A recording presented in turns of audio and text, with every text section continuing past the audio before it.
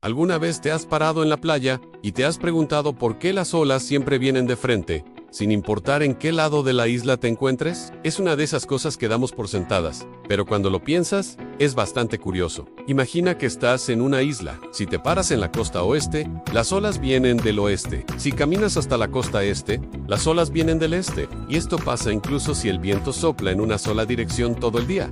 ¿Cómo es posible? Parece que una mano invisible las estuviera guiando. Bueno, la explicación es fascinante y tiene que ver con algo que los físicos llaman refracción, pero no te preocupes, no vamos a sacar la pizarra y las ecuaciones. Te lo explicaré de una forma que todos podamos entender. Para empezar, tenemos que ir mar adentro. Allá, lejos de la costa, es donde nacen las olas. El viento sopla sobre la superficie del agua, creando pequeñas arrugas que, con el tiempo y la distancia, se convierten en las olas que todos conocemos. Si estuvieras en un barco en alta mar, ¿podrías saber de dónde viene el viento?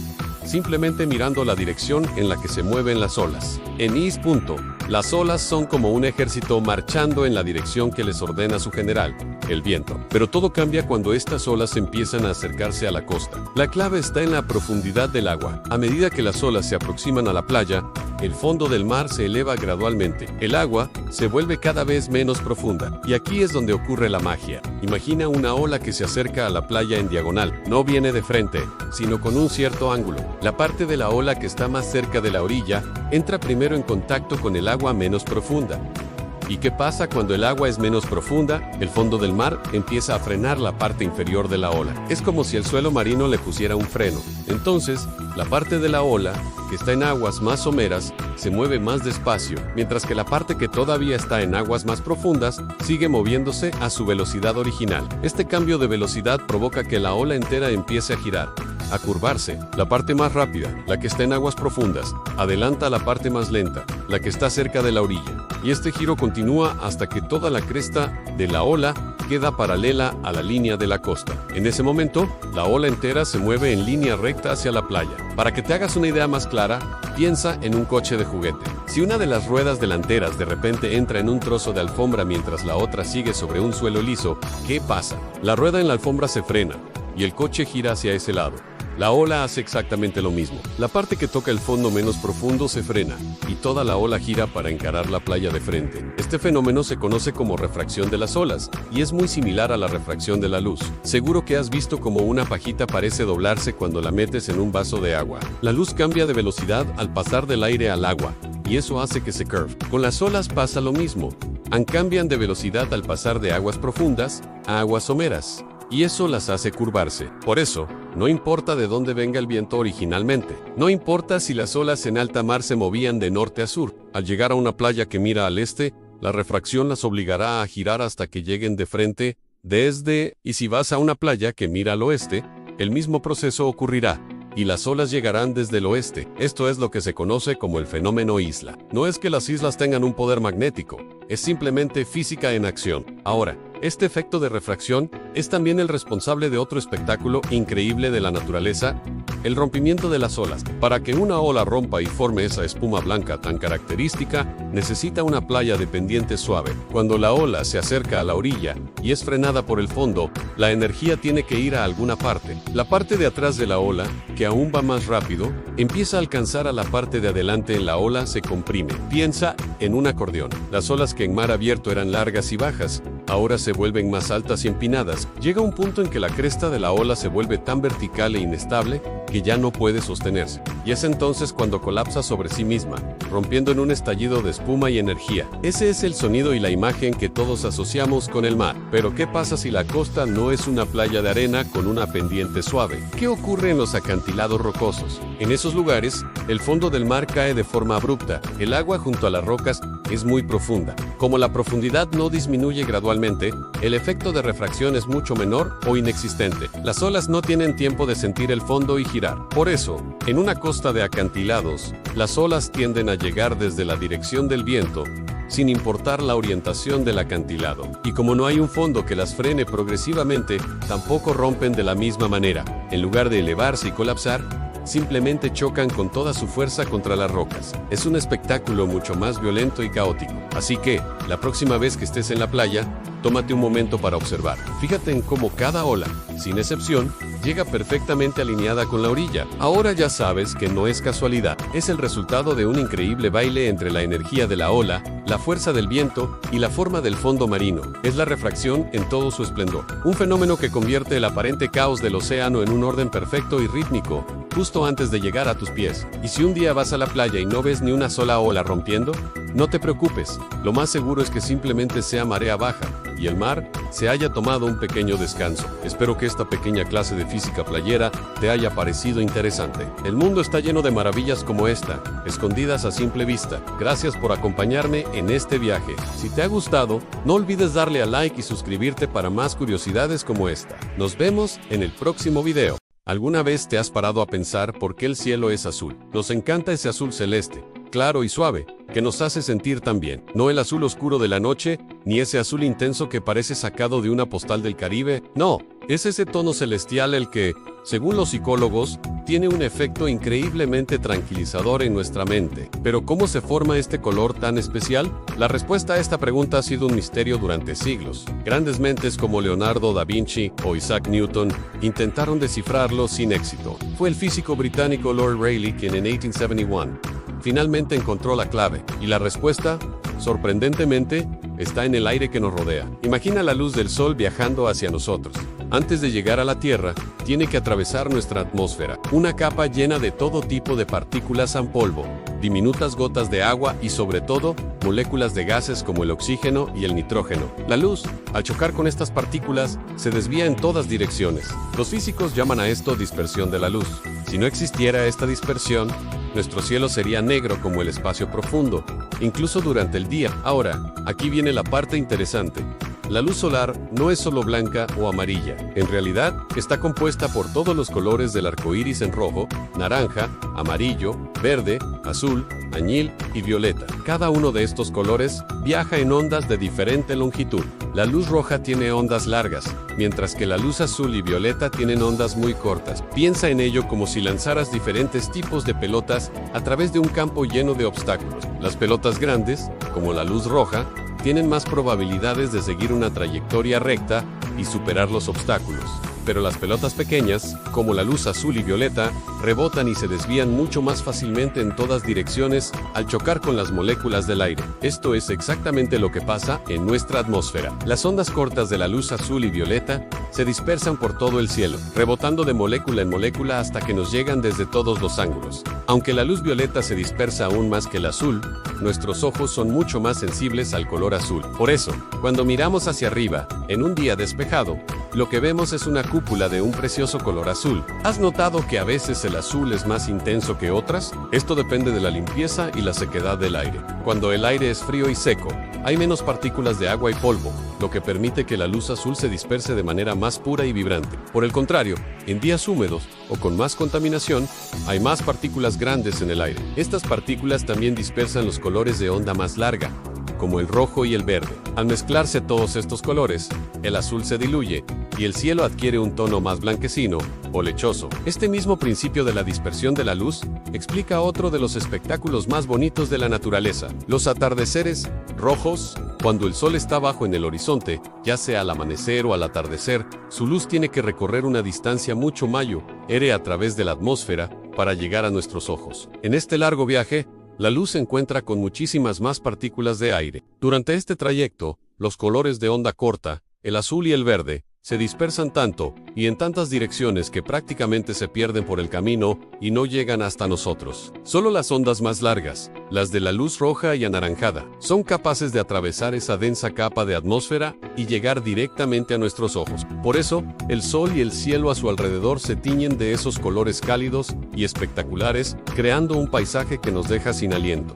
Y ahora, un dato curioso. ¿Sabes dónde se encuentra el cielo más azul del mundo? Según investigadores del Laboratorio Nacional de Física británico, el cielo con el azul celeste más intenso y brillante se puede ver en Río de Janeiro, Brasil, Horizon. La atmósfera sobre esta famosa ciudad tiene una cantidad muy baja de partículas de polvo y gotitas de agua. Esta pureza del aire permite que la luz azul de onda corta se disperse de una forma excepcionalmente clara, sin la interferencia de otras partículas, dando como resultado un azul increíblemente radiante. Así que, la próxima vez que levantes la vista y te maravilles con el azul del cielo, recuerda que estás presenciando un increíble fenómeno físico. Es el resultado de un baile de luz y partículas que ocurre a kilómetros sobre tu cabeza. Un proceso que transforma la luz blanca del sol en el lienzo azul que nos acompaña cada día. Y cuando el cielo se pinte de rojo al final del día, sabrás que es la despedida de los rayos de luz que han hecho el viaje más largo para llegar hasta ti. La física está en todas partes, incluso en algo tan poético como el color del cielo. Espero que esta explicación te haya parecido tan fascinante como a mí. Gracias por acompañarme en este viaje de descubrimiento. Si te ha gustado, no olvides darle a like y suscribirte para no perderte más curiosidades sobre el mundo que nos rodea. Hasta la próxima. ¿Alguna vez te has preguntado por qué los lagos y estanques se congelan de arriba hacia abajo? Seguro que en invierno has visto esa capa de hielo y te has sentido tentado a probar qué tan gruesa es. Pero, cuidado, porque debajo de esa superficie helada, casi siempre hay agua líquida. Esto es crucial para la vida acuática, y todo se debe a una propiedad única y fascinante del agua. Normalmente, cuando algo se enfría y se congela, sus partículas se juntan más y más, haciéndolo más denso, más pesado. Piensa en la mayoría de los materiales, en lo sólido se hunde en lo líquido. Pero el agua es rebelde. El agua no sigue esta regla. Aquí está el truco: el agua alcanza su máxima densidad a los 4 grados centígrados. No a 0, que es cuando se congela, sino a 4 grados. ¿Qué significa esto? Imagina un estanque en un día frío de otoño.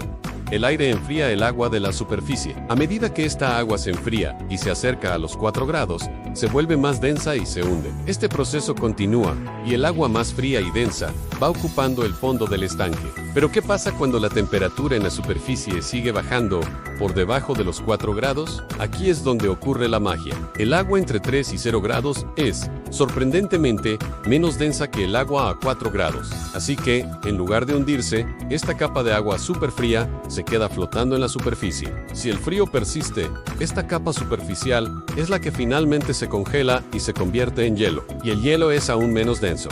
Por eso los icebergs y los cubitos de hielo flotan. Las moléculas de agua en el hielo forman una estructura cristalina, una especie de red, que ocupa más espacio que en el agua líquida. Esta red se forma por las cargas eléctricas de los átomos de hidrógeno y oxígeno, que se organizan de una manera muy específica, dejando más espacio entre ellas. Gracias a esta increíble propiedad, llamada la anomalía del agua, se crea un refugio en el fondo del estanque. Esa capa de agua, a 4 grados, la más densa, se queda en el fondo, líquida y protegida del frío extremo de la superficie. Esto permite que peces, ranas, tritones, caracoles y todo tipo de vida acuática puedan sobrevivir al invierno. Sin esta anomalía, los lagos se congelarían de abajo hacia arriba, convirtiéndose en bloques de hielo sólidos, y la vida en ellos sería imposible.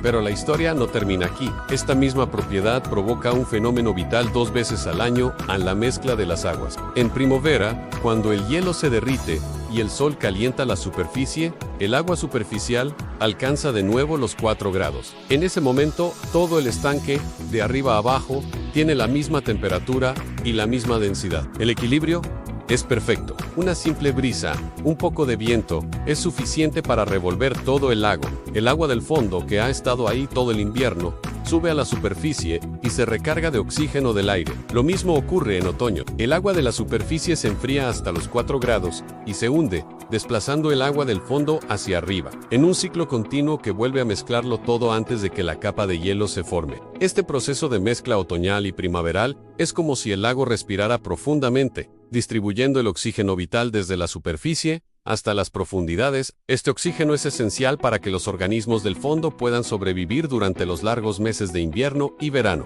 cuando el lago está estratificado y la mezcla es mínima. Así que, la próxima vez que veas un lago helado, recuerda que no es solo una bonita estampa invernal, es la prueba de una de las propiedades más extrañas y maravillosas de la naturaleza. Una peculiaridad física que no solo permite que un cubito de hielo flote en tu bebida, sino que garantiza la supervivencia de ecosistemas enteros en todo el mundo. Es la ciencia de la supervivencia, ocurriendo silenciosamente bajo una capa de hielo. Gracias por acompañarme en este viaje al fondo del estanque. Si te ha parecido interesante, no olvides darle a me gusta y suscribirte para más curiosidades científicas. Hasta la próxima.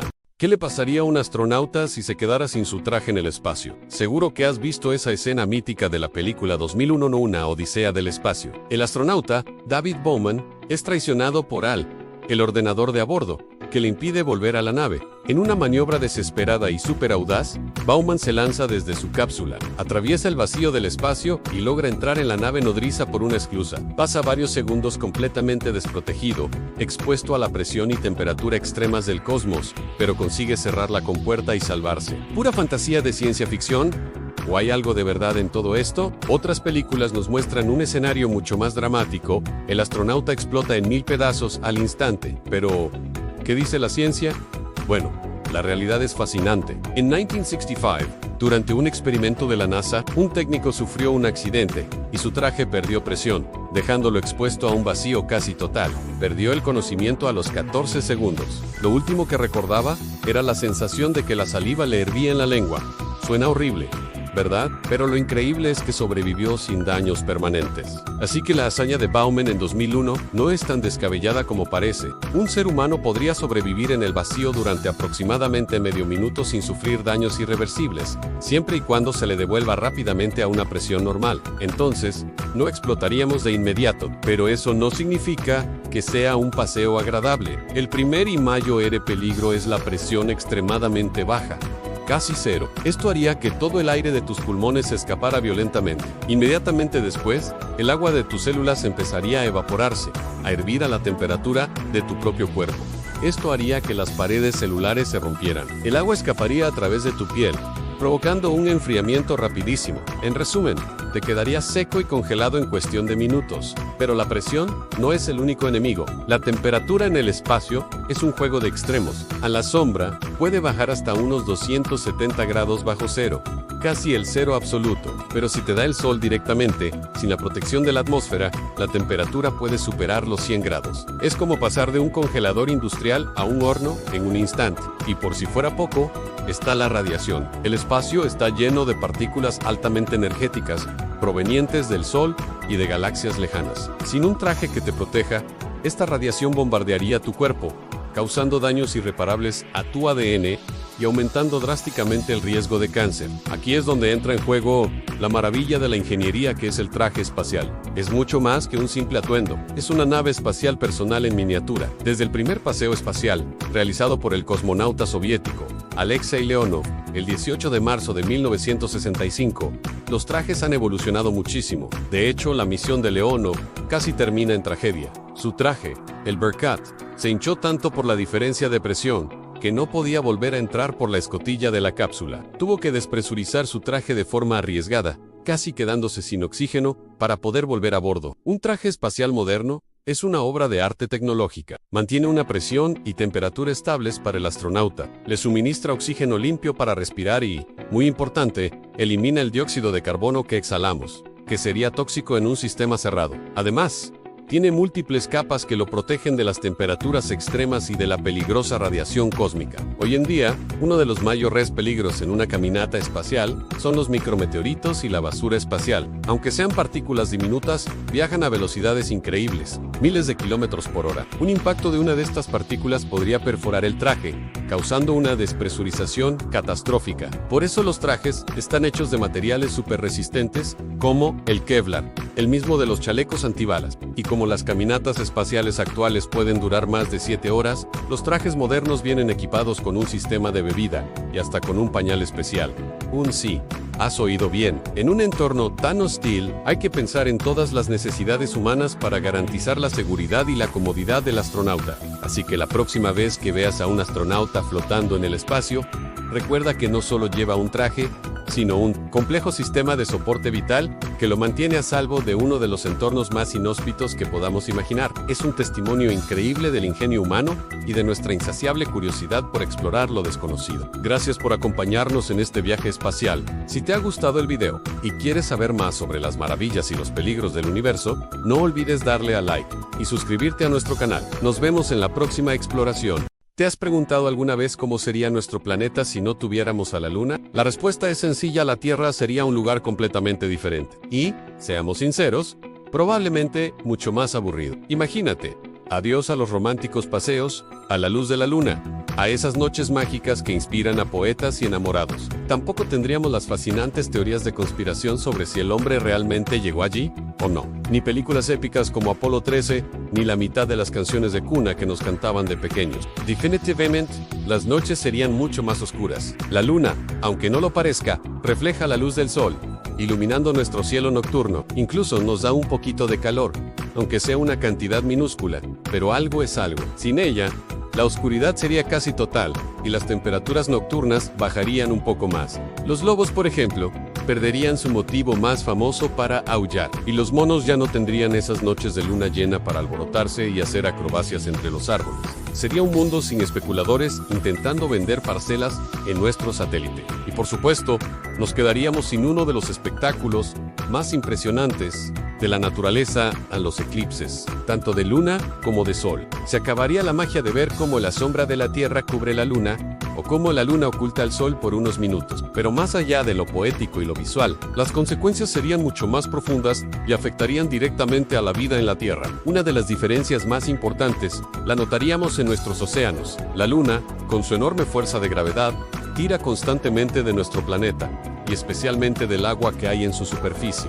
Es como si le estuviera jalando suavemente. Este tirón gravitacional es lo que crea las mareas, ese movimiento rítmico del mar, que sube y baja 2 veces al día. Sin la luna, simplemente no tendríamos pleamar y bajamar como las conocemos. El mar sería mucho menos dinámico. Imagina que ya no podrías caminar por las marismas cuando la marea baja, descubriendo un mundo de criaturas marinas, o que no existirían las mareas vivas, esas mareas espectaculares que se producen con la luna llena y la luna nueva. Todos los océanos del mundo se parecerían un poco al mar Mediterráneo, que tiene mareas muy débiles, un mar mucho más estático, y por qué no decirlo, menos interesante.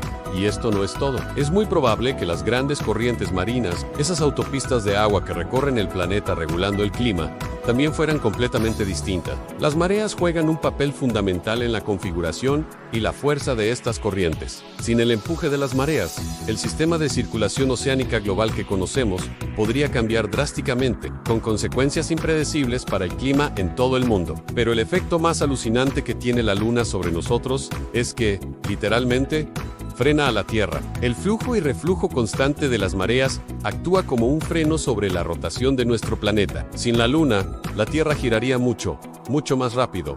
¿Qué significa eso? Que nuestros días serían muchísimo más cortos. No podemos saber con exactitud cuánto durarían.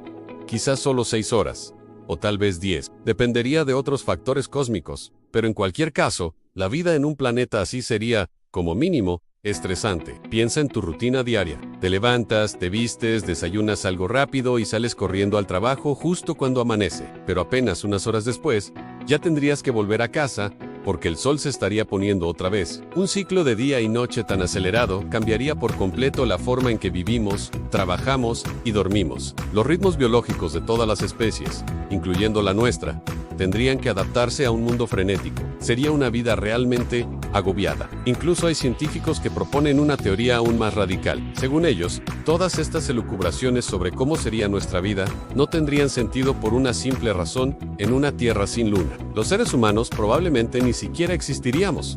¿Cómo es posible? La argumentación se basa, de nuevo, en las mareas. La subida y bajada constante del mar crea una zona intermareal muy rica, donde la tierra y el mar se encuentran. Este intercambio constante de agua, nutrientes y sedimentos entre el continente y el océano es increíblemente fértil. Gracias a las mareas, una gran cantidad de sustancias alimenticias llega desde la tierra firme hasta el mar, enriqueciendo las aguas costeras. Sin la luna, y por lo tanto sin mareas, este flujo de nutrientes se reduciría drásticamente. El océano sería un lugar mucho más pobre en alimentos. Según esta hipótesis, la vida en el agua, que es donde todo comenzó, no habría podido desarrollarse tan rápido, ni con tanta complejidad como lo hizo con la ayuda de la luna. Las condiciones no habrían sido las ideales para que la vida evolucionara desde organismos simples hasta formas más complejas, y eventualmente hasta nosotros. Aunque estas teorías todavía no están completamente probadas, suena bastante lógico pensar que, en una Tierra sin luna, los seres vivos serían muy diferentes a como los conocemos hoy. Tal vez la evolución habría tomado un camino completamente distinto. Y aún hay más. La luna cumple otra función vital. es la guardiana de la estabilidad de nuestro planeta. Actúa como un ancla gravitacional que estabiliza el eje de rotación de la Tierra. Nuestro planeta está inclinado unos 23.5 grados, y es esta inclinación la que nos da las estaciones del año. La Luna, con su atracción, evita que este eje se tambalee de forma caótica. Sin ella, el eje de la Tierra podría variar de manera impredecible a lo largo de miles de años. Podríamos pasar de no tener inclinación, y por lo tanto, no tener estaciones, a tener inclinaciones extremas que provocarían veranos abrasadores e inviernos glaciales en todo el planeta. Un mundo sin la Luna sería un mundo de climas extremos y caóticos, un lugar muy difícil para el desarrollo de la vida tal y como la conocemos. La Luna, en mayor medida que el Sol, también provoca un pequeño bamboleo en el eje terrestre, un movimiento llamado precesión. Este movimiento es el que hace que, dentro de unos miles de años, nuestra estrella polar ya no sea la que vemos hoy, sino otra estrella. Es un ciclo cósmico lento pero constante, gobernado en gran parte por nuestro satélite. Así que la próxima vez que mires al cielo por la noche, tómate un momento para apreciar esa hermosa y clara luna. Piensa en todo lo que hace por nosotros, desde inspirar a los enamorados y a los poetas, hasta fascinar a los astronautas y hacer aullar a los lobos. Pero sobre todo, recuerda que es nuestra compañera cósmica, la que hace posible que nuestro planeta sea el hogar estable y lleno de vida que conocemos. Gracias por acompañarme en este viaje imaginario. Si te gustó, no olvides darle a like y suscribirte para más curiosidades sobre nuestro increíble universo. Hasta la próxima. ¿Dónde está el viento cuando no sopla? ¿Te has hecho esa pregunta alguna vez? Parece un acertijo de niños, pero esconde una verdad fascinante sobre nuestro planeta. En otoño, el viento parece soplar con más fuerza, arrancando las hojas de los árboles. En verano, es una brisa cálida que nos alivia del calor. En invierno, puede ser una ráfaga helada que nos cala hasta los huesos. No podemos verlo, pero vaya que lo sentimos. Lo vemos mover las ramas, levantar remolinos de polvo y agitar las olas del mar. Y lo sentimos en nuestra piel, un recordatorio constante de que el aire a nuestro alrededor está vivo y en movimiento. El viento es mucho más que aire que se mueve. Es un transportador global de calor, humedad y sobre todo, energía. Y aquí viene la primera gran revelación: sin el sol, no existiría el viento. Así es. En esencia, el viento es una forma de energía solar en acción. Piénsalo de esta manera. A la luz del sol, no llega a toda la Tierra por igual. En el Ecuador, los rayos solares caen casi verticalmente, calentando la superficie con mucha intensidad. En cambio, en los polos, la luz llega de forma mucho más oblicua, casi como un reflejo, por lo que calientan mucho menos. Este calentamiento desigual es la clave de todo. En el Ecuador, la Tierra y el aire que está sobre ella se calientan muchísimo. El aire caliente, como sabes, es menos denso, se expande y se vuelve más ligero. ¿Y qué hace algo ligero? Asciende, sube hacia las capas altas de la atmósfera. Al subir, deja tras de sí una zona con menos aire, es decir, una zona de baja presión. Imagina un vacío que necesita ser llenado. Mientras tanto, en su viaje hacia los polos, esas masas de aire que subieron en el Ecuador comienzan a enfriarse. El aire frío es más denso y pesado, por lo que hace lo contrario. Desciende de nuevo hacia la superficie terrestre. Al acumularse más aire en esas zonas, se forman áreas de alta presión. Y aquí es donde la magia ocurre. La naturaleza, en su infinita sabiduría, odia los desequilibrios. Siempre busca igualar las cosas. Y en nuestra atmósfera, donde existen estas diferencias de presión, la naturaleza intenta compensarlas. La consecuencia directa de este intento de equilibrio es el viento. El aire, de forma natural, se mueve desde las zonas donde hay demasiado aire. Las altas presiones hacia las zonas donde hay poco aire. Las bajas presiones es como abrir una botella de refresco con gas. El gas a alta presión dentro de la botella se escapa hacia la atmósfera, que tiene una presión más baja. El viento es exactamente eso. Aire en movimiento que corre de las altas a las bajas presiones, intentando nivelar la balanza. A una escala planetaria, este movimiento constante establece lo que llamamos la circulación atmosférica general. Es un sistema de cintas transportadoras gigantes. En las capas altas de la atmósfera, el aire caliente que subió en el Ecuador fluye hacia las regiones polares. Mientras tanto, a ras de tierra, el aire frío de los polos se dirige hacia los trópicos para ocupar el espacio que dejó el aire caliente al ascender. Este ciclo es vital para la vida en la Tierra. El viento. El Ecuador sería un horno insoportable, mucho más caluroso de lo que ya es, y los polos serían congeladores extremos, aún más fríos. El viento actúa como el sistema de climatización del planeta, redistribuyendo el calor y haciendo que una mayor parte de la Tierra sea habitable. Pero la historia no termina ahí. Hay otro actor fundamental en este baile en la rotación de nuestro propio planeta. La Tierra gira sobre su eje, y este giro ejerce una fuerza, conocida como el efecto Coriolis, que desvía lateralmente las corrientes de aire. En lugar de moverse en línea recta desde las altas a las bajas presiones, el viento es desviado. Esto también provoca que las propias zonas de altas y bajas presiones giren sobre sí mismas. Por eso, si miras un mapa del tiempo, verás que los sistemas meteorológicos tienen formas de espiral. En el hemisferio norte, por ejemplo, el aire se mueve alrededor de un centro de alta presión, anticiclón, en el sentido de las agujas del reloj, y alrededor de un centro de baja presión, una borrasca.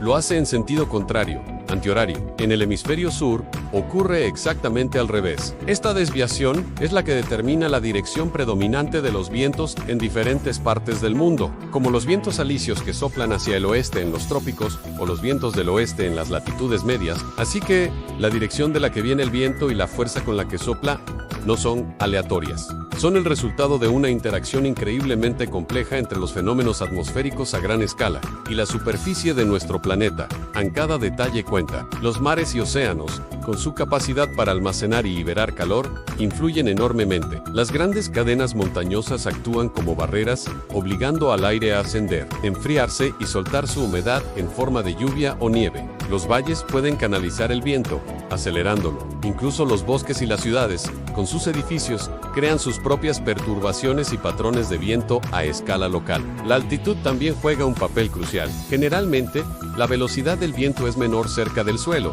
donde la fricción con la superficie lo frena. A medida que ascendemos el viento, se vuelve más rápido y constante. Por eso los aerogeneradores se construyen en torres tan altas, para capturar esos vientos más potentes y regulares. Sin embargo, el aire casi nunca se mueve de forma perfectamente suave. Las irregularidades del terreno y las variaciones de temperatura, a diferentes alturas, crean turbulencias, dando lugar a esas ráfagas o rachas que nos sorprenden de repente. Incluso la hora del día tiene una influencia clara. ¿Has notado que por la noche o justo al amanecer, a menudo hay una calma total? Esto se debe a que sin el sol calentando la tierra, se generan menos diferencias de temperatura y, por tanto, menos diferencias de presión a nivel local. El motor del viento se apaga temporalmente. Pero por otro lado, incluso en el día de verano más espléndido y soleado, podemos experimentar una calma chicha que se extiende por kilómetros a la redonda. Esto ocurre cuando nos encontramos en el centro de una gran zona de alta presión, un área donde apenas hay diferencias de presión atmosférica. El aire está quieto porque no tiene a dónde ir. Así que, volviendo a la pregunta inicial, ¿dónde está el viento cuando no sopla? La respuesta es que siempre está en alguna parte. Aunque en tu ubicación exacta el aire esté en calma, en otro lugar del planeta, las diferencias de presión están impulsando masas de aire a través de continentes y océanos. El viento es un fenómeno global y perpetuo. Así que la próxima vez que sientas la brisa en tu cara, recuerda la increíble odisea que ha recorrido ese aire, impulsado por el sol y desviado por la rotación de la Tierra en un viaje incesante para equilibrar nuestro mundo. El viento nunca desaparece.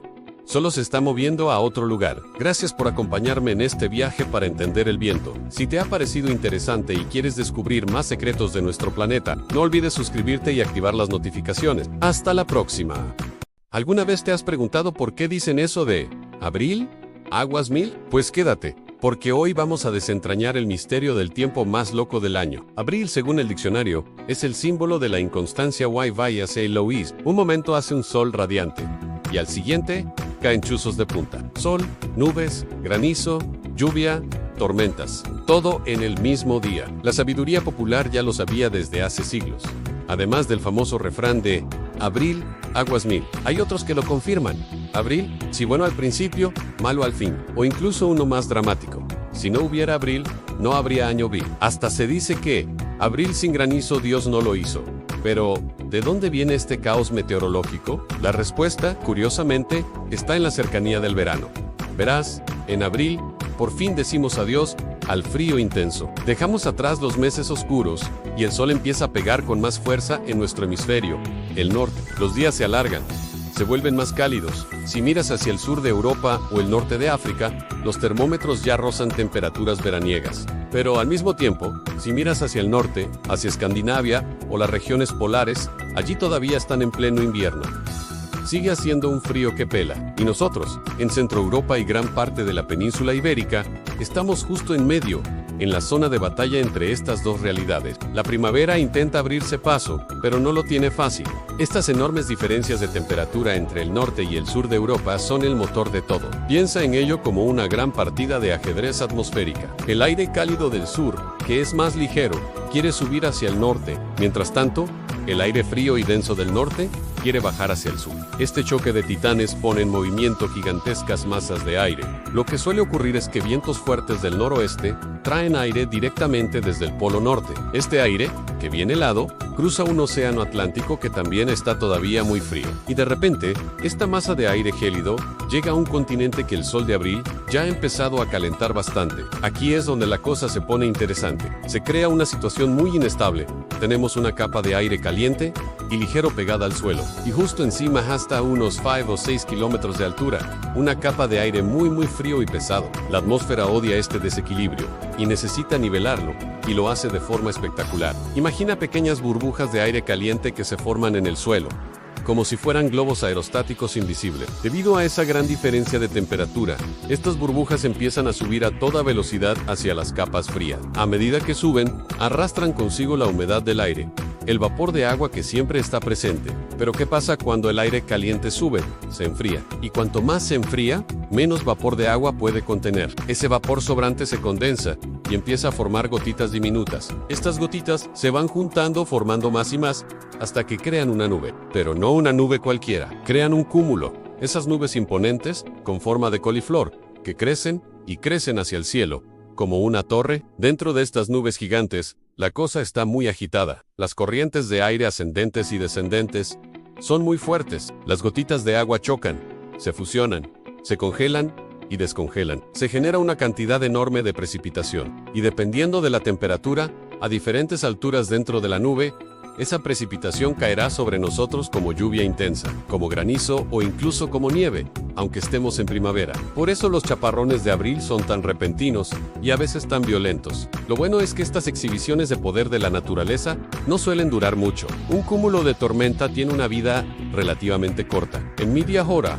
o como mucho una hora, toda esa energía se disipa, la nube se desinfla y se desintegra. Y justo después, como si nada hubiera pasado, los rayos del sol vuelven a tener el camino libre. El sol calienta de nuevo la tierra, se forma otra burbuja de aire caliente, empieza a subir, y el ciclo vuelve a empezar. Por eso en abril podemos tener varios chaparrones en un mismo día, intercalados con ratos de sol. Este tira y afloja continúa durante todo el mes. El tiempo no se calma de verdad hasta finales de abril o principios de mayo. Pero entonces, las masas de aire ya se han nivelado un poco más.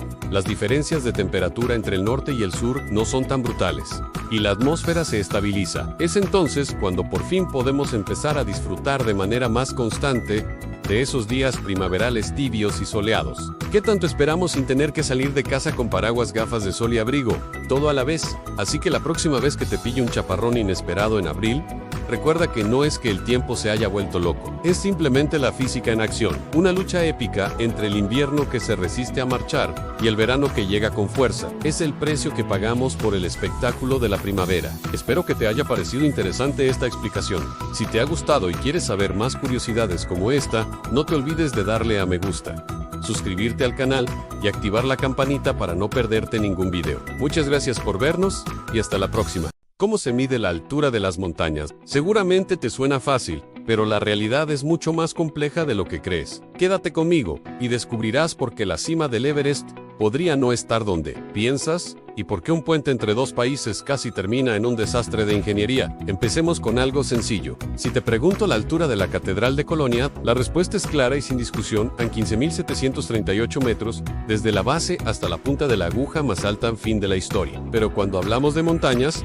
la cosa se complica. Si alguien pregunta, ¿qué altura tiene esta montaña? La respuesta correcta, para ser exactos, debería ser otra pregunta en relación con qué. Y es que para medir cualquier altura, necesitamos un punto de partida, un punto cero. Y aquí es donde empieza el lío, porque cada país utiliza un punto cero completamente diferente. Este embrollo tiene más de 100 años. En el siglo XIX, cada nación se puso a buscar su propio punto de referencia para la altimetría. La mayoría eligió el nivel medio del mar en su costa más cercana. Por ejemplo, el Imperio Alemán estableció en 1879 su cero normal basándose en el nivel promedio del mar en Ámsterdam. Desde ese punto en la costa, los topógrafos fueron midiendo el terreno, paso a paso, con los métodos de la época, hasta llegar al Observatorio de Berlín. Allí pusieron una marca, el nivel del mar.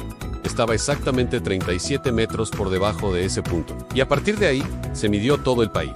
Pero claro, otros países hicieron lo mismo, pero con sus propias costas. Austria se basó en el mar Adriático, Italia, en el indicador del puerto de Génova, y tanto Suiza como Francia eligieron el nivel del mar en Marsella. Uno pensaría que el nivel del mar es igual en todas partes, ¿verdad? Pues no, ni siquiera dentro del mismo mar Mediterráneo. Las diferencias pueden ser de varios metros. ¿Por qué? Por cosas como la concentración de sal en el agua, la temperatura, las corrientes marinas e incluso las mareas. Todo esto afecta al nivel del agua. Te doy un dato curioso, Anne, entre el nivel del mar que usan los suizos y el que usan los alemanes. Hay una diferencia de 27 centímetros, y esta pequeña diferencia casi causa un problema mayúsculo. Hubo un puente que se construyó sobre el río Rin, cerca de un pueblo llamado Laufhamburg. Para conectar Alemania y Suiza, los ingenieros de ambos lados hicieron sus cálculos. Los suizos tuvieron en cuenta esos 27 centímetros de diferencia, pero cometieron un error garrafal. Sumaron la diferencia en lugar de restarla. El resultado fue que los cálculos de los ingenieros suizos y los alemanes tenían una divergencia de 54 centímetros. ¡Medio metro! Imagínate construir un puente donde cada mitad está a una altura diferente. Por suerte, se dieron cuenta a tiempo antes de que las dos mitades se encontraran en el aire. Pero espera, que la cosa se pone todavía más interesante. Además de todos estos niveles del mar distintos, hay otro factor que vuelve locos a los topógrafos: a la gravedad. Sí, la atracción de la Tierra no es igual en todos los puntos del planeta. ¿Sabías que la gravedad es un poquito más fuerte sobre un terreno muy denso y rocoso que sobre, por ejemplo, un yacimiento de gas subterráneo? Estas diminutas variaciones en la gravedad, que los satélites no siempre detectan con precisión, son cruciales para obtener una altitud correcta. Y aquí es donde la tecnología clásica de los topógrafos sigue siendo la reina. A diferencia de los satélites que orbitan la Tierra, los topógrafos que están en el terreno, con sus instrumentos, no se pierden estos detalles. Un instrumento de nivelación digital moderno, ese aparatito que ves sobre un trípode, no solo mide la altura, sino que también calcula la fuerza de la gravedad exacta en ese punto. Esto permite corregir las mediciones y obtener una precisión asombrosa. Aunque los satélites y el GPS han revolucionado la cartografía y nos dan alturas con una precisión increíble para el día a día, para las mediciones oficiales y de alta precisión, los topógrafos seguirán plantando sus trípodes y usando sus miras graduadas, casi como se hacía hace más de un siglo. Así que la próxima vez que veas la altura de una montaña en un mapa, recuerda que ese número depende de un punto de referencia arbitrario, probablemente el nivel de un mar a cientos de kilómetros, y que ha sido calculado teniendo en cuenta hasta las más mínimas variaciones de la gravedad terrestre. Medir el mundo es un arte de precisión que combina tecnología punta con métodos que han resistido el paso del tiempo. ¿Te ha parecido interesante? A mí me vuela la cabeza pensar en todos los detalles que hay detrás de algo que parece tan simple como una cifra de altitud. Si te ha gustado este viaje por la ciencia de la topografía, no olvides darle a like, suscribirte al canal y activar la campanita para no perderte más curiosidades como esta. Nos vemos en el próximo video. ¿Es verdad que la estrella polar está fija en el cielo? Durante más de 2000 años, ha sido la brújula celestial para innumerables marineros en Polaris. La estrella polar se la conoce como una de las estrellas fijas, pero ¿realmente lo está? ¿Es posible que durante tantos siglos, los navegantes hayan puesto rumbo en la dirección correcta, guiándose por ella? La respuesta, sorprendentemente, es no. En el universo, existe una ley fundamental: a nada está quieto. Todo, absolutamente todo, está en constante movimiento. La Tierra gira sobre sí misma y también alrededor del Sol en nuestro Sol. A su vez, orbita el centro de nuestra galaxia, la Vía Láctea. Y la Vía Láctea tampoco está quieta. Se desplaza por el universo Q para como está en continua expansión. Entonces, ¿por qué algunas estrellas nos parecen fijas? La clave está en la inmensa distancia que nos separa de ellas. Su movimiento es imperceptible para nosotros porque se encuentran a años luz. Imagina esta escena. Estás esperando en un semáforo al lado de una autopista. Ves los coches pasar a toda velocidad. En un instante están a tu izquierda y al siguiente ya han desaparecido. Su cambio de posición es evidente e inmediato. Ahora, mira al cielo y ve pasar un avión. Aunque un avión comercial puede volar a casi 1000 kilómetros por hora, desde el suelo parece que se desliza lentamente. Esto se debe a que está a unos 10.000 metros de altura. El ángulo desde el que observamos su movimiento es muy pequeño. Por eso, el avión necesita recorrer varios kilómetros para que notemos que realmente se ha movido. Volvamos a la estrella polar. Polaris está a unos 429 años luz de nosotros. Para que pudiéramos percibir su cambio de posición con nuestros propios ojos, tendría que recorrer una distancia tan colosal que simplemente no ocurre en el transcurso de una vida humana. Así que no, Polaris no está fija. Se mueve, como todo lo demás, pero sí se mueve. ¿Cómo ha podido guiar a los marineros hacia el norte durante 2 milenios? Lo que hace especial a la estrella polar no es que esté quieta, sino su posición privilegiada. Se encuentra casi perfectamente alineada con el eje de rotación de la Tierra, justo encima del polo norte. Imaginemos que la Tierra es una naranja y que la atravesamos con una brocheta de arriba a abajo. Esa brocheta sería el eje imaginario de nuestro planeta. Pues bien, la estrella polar está situada muy cerca de la punta superior de esa brocheta. Cuando la naranja gira sobre la brocheta, es decir, cuando la Tierra rota sobre su eje, la estrella polar parece permanecer casi inmóvil en el cielo desde nuestra perspectiva. Con una precisión de casi 1 grado, nos señala dónde está el norte geográfico. Sin embargo, aquí viene otra vuelta de tuerca, ni siquiera el norte está fijo. La Tierra no gira de una manera perfectamente estable, se tambalea ligeramente, como una peonza que empieza a perder velocidad. Este movimiento se llama precesión de los equinoccios, a causa de este bamboleo. El extremo de nuestro eje imaginario, la punta de la brocheta, dibuja un lento círculo en el cielo, un círculo que tarda 26.000 años en completarse. Debido a este baile cósmico, nuestro eje se está acercando a Polaris. De hecho, el momento de máxima aproximación será en el año 2100 D.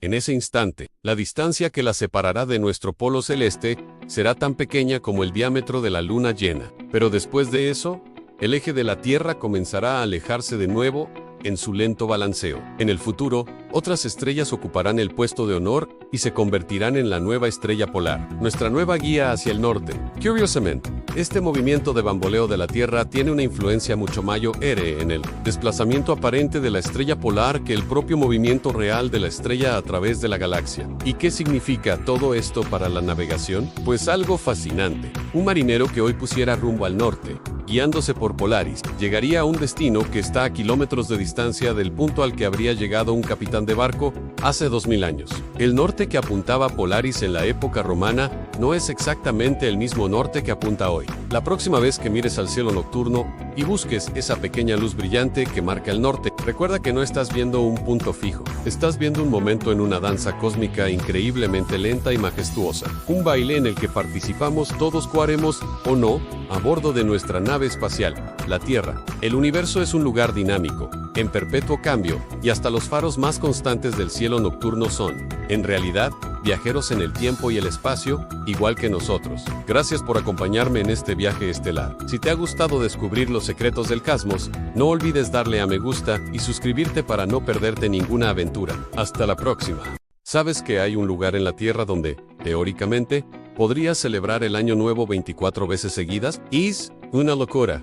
Pero vamos por partes. ¿Alguna vez te has preguntado por qué tenemos zonas horarias? Todo comenzó en 1884. Antes de eso, cada ciudad tenía su propia hora basada en el sol, lo cual era un caos total para los trenes y los barcos que cruzaban largas distancias. Imagina llegar a una estación de tren y que el reloj de la estación marque una hora diferente a la de tu pueblo, que está a solo unos kilómetros.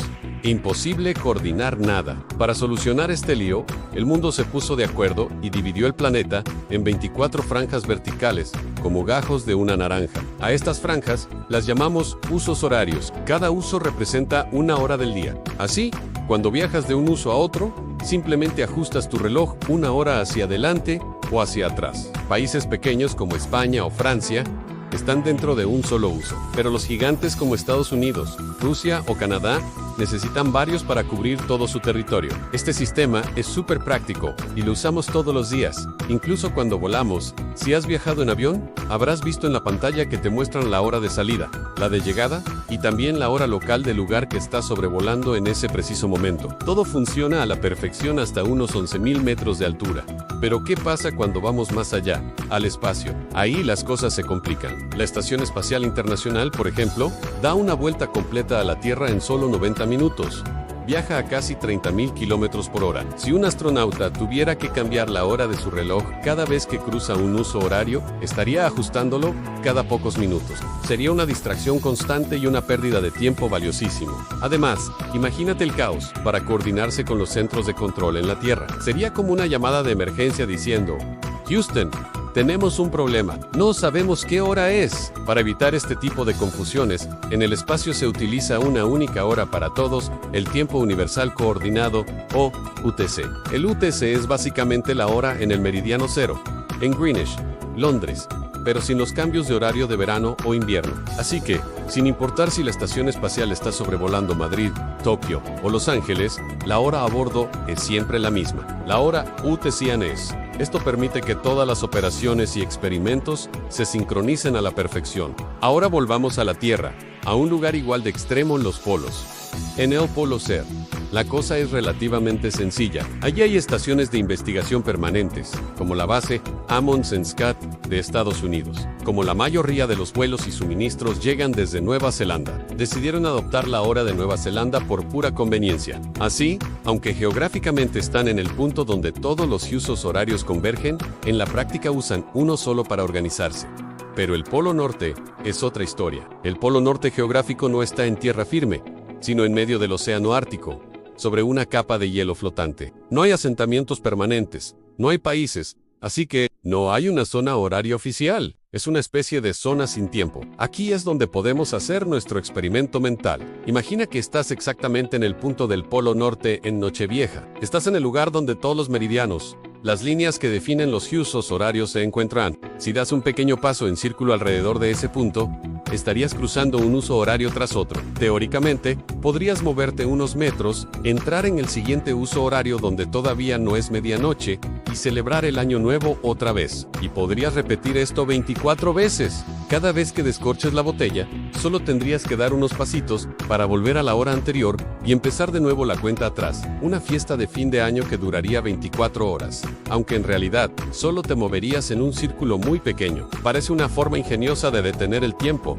o, al menos, de revivir el mismo momento una y otra vez. Pero, por supuesto, hay un truco. Aunque puedas saltar entre usos horarios, tu propio reloj, el que llevas en la muñeca, sigue avanzando. El tiempo no se detiene para ti. Mientras tú estás celebrando la medianoche por 10ª vez, tu cuerpo y tu reloj personal saben que han pasado 10 horas. Y aquí viene lo más interesante para completar tu vuelta alrededor del polo y volver a tu punto de partida. Habrás tenido que cruzar la línea internacional de cambio de fecha.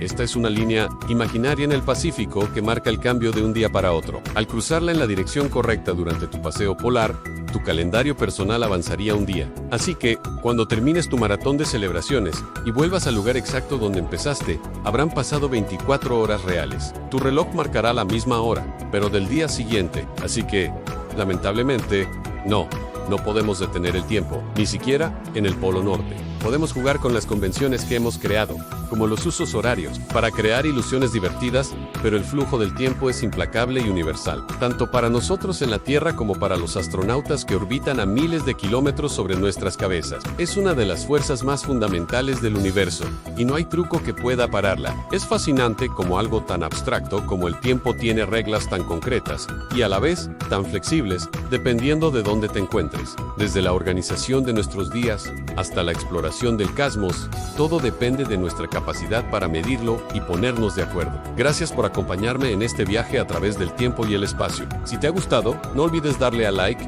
y suscribirte para más curiosidades como esta. Hasta la próxima.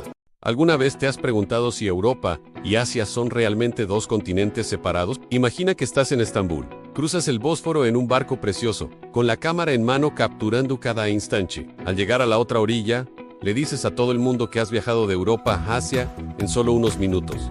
Suena increíble, ¿verdad? Y aunque es cierto que has estado en Asia, la historia es mucho más compleja de lo que parece. Para muchos geógrafos, puede que nunca haya salido del mismo continente. Vamos a ver, ¿qué es un continente? Geológicamente hablando, es una gran masa de tierra rodeada de agua. Si pensamos en África, en América, en Australia, la idea encaja. Todas son como islas gigantes. Pero ¿y Europa? ¿Dónde termina por el este? No hay un océano que la separe de Asianal.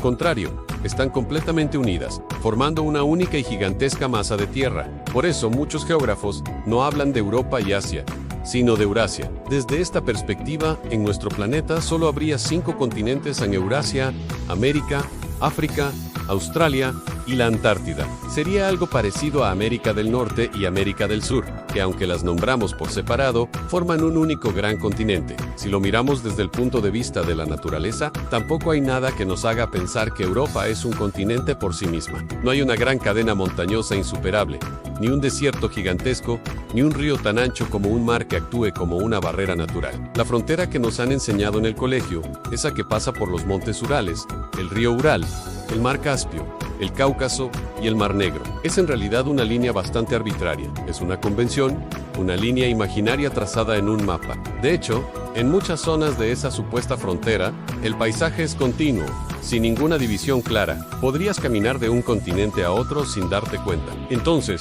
la gran pregunta es, ¿por qué desde pequeños aprendemos que hay 5 o a veces hasta 7 continentes?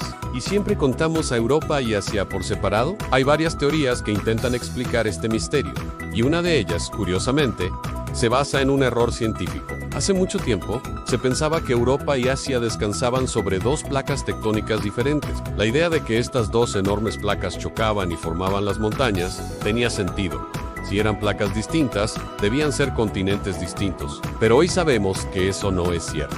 La Mayo era parte de Europa y Asia comparten la misma placa tectónica, la placa euroasiática. Sin embargo, esa vieja idea, aunque equivocada, caló hondo y ayudó a consolidar la imagen de 2 continentes separados en la mente de la gente. Pero la explicación más fascinante nos lleva a viajar en el tiempo, hasta la antigua Grecia. Tenemos que hablar de un hombre llamado Heródoto, un historiador y geógrafo del siglo V a.C. Él fue uno de los primeros en intentar dibujar un mapa del mundo conocido. En su visión, el mundo se dividía en 3 grandes partes en Europa, Asia y Libia, que es como llamaban a lo que hoy conocemos como África. Para Heródoto y los griegos, el mundo giraba en torno a ellos. Su mapa, como es lógico, ponía a Grecia y a Europa en el centro de todo. Esta visión, que llamamos eurocéntrica, fue increíblemente influyente. A medida que los exploradores europeos se lanzaron a descubrir nuevos mundos durante los siglos siguientes, llevaron consigo esta perspectiva. Crearon mapas, cartas de navegación, y en todos ellos, Europa ocupaba una posición central y de privilegio. Se convirtió en el punto de referencia para medir y entender el resto del planeta. Era el viejo mundo, el origen de la civilización tal y como ellos la entendían. Así, la idea de Europa como una entidad separada y fundamental se fue reforzando. Al final, es una cuestión de perspectiva y, por qué no decirlo, de prestigio. Ninguna cultura quiere sentirse como una simple península o un apéndice de otra más grande. Claro que esta no es la única forma de verlo. Si le preguntas a alguien en China o en la India, su perspectiva es muy diferente. Para ellos, Europa no es un continente en sí mismo. Es simplemente la parte occidental de la gran masa terrestre de Eurasia. Una península grande, sí, pero una península al fin y al cabo. Desde Asia, Europa se ve como una región más, una pequeña porción de un continente mucho más vasto y diverso. Es un recordatorio de que nuestra forma de ver el mundo depende mucho de donde estemos situados. Entonces, nos quedamos sin argumentos para defender a Europa como continente, no tan rápido. Hay una última definición que podría salvar la situación, la definición histórico-política y cultural. Según esta idea, un continente no tiene por qué ser solo una masa de tierra. También puede ser una región con una historia, una cultura, una religión y unos valores políticos compartidos que la diferencian claramente de sus vecinos. Pensemos en Europa. A lo largo de los siglos, ha compartido experiencias que han forjado una identidad común: el Imperio Romano, el cristianismo, el Renacimiento, la Ilustración, las grandes guerras y, más recientemente, el proyecto de la Unión Europea. Estos elementos han creado una especie de conciencia europea, una sensación de pertenencia a una comunidad con una herencia compartida. Desde este punto de vista, sí que se podría argumentar que Europa es una unidad culturalmente diferenciada de Asia, con sus propias tradiciones, sistemas legales y formas de pensar. Pero aquí volvemos a encontrarnos con el mismo problema.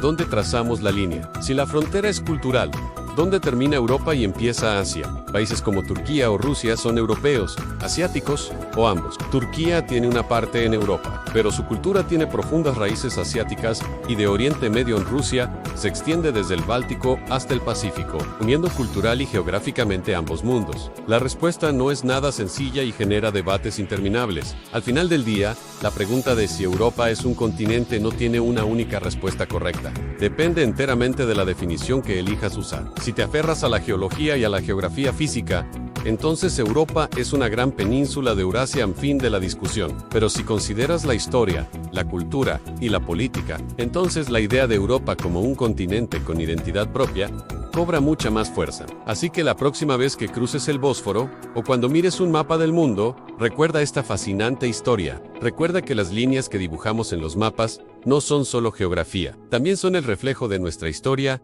nuestra cultura y nuestra forma de vernos a nosotros mismos y a los demás. No hay una respuesta fácil, y quizás eso es lo más interesante de todo. Te obliga a pensar, a cuestionar lo que dabas por sentado. ¿Y tú qué piensas? ¿Es Europa un continente por derecho propio o una parte de Eurasia? Déjame tu opinión en los comentarios. Me encantaría leer lo que piensas sobre este tema tan curioso. Gracias por acompañarme en este viaje por la geografía y la historia. Si te ha gustado el video y quieres seguir descubriendo curiosidades como esta, no olvides darle a me gusta y suscribirte al canal. Nos vemos en el próximo video. Hasta pronto.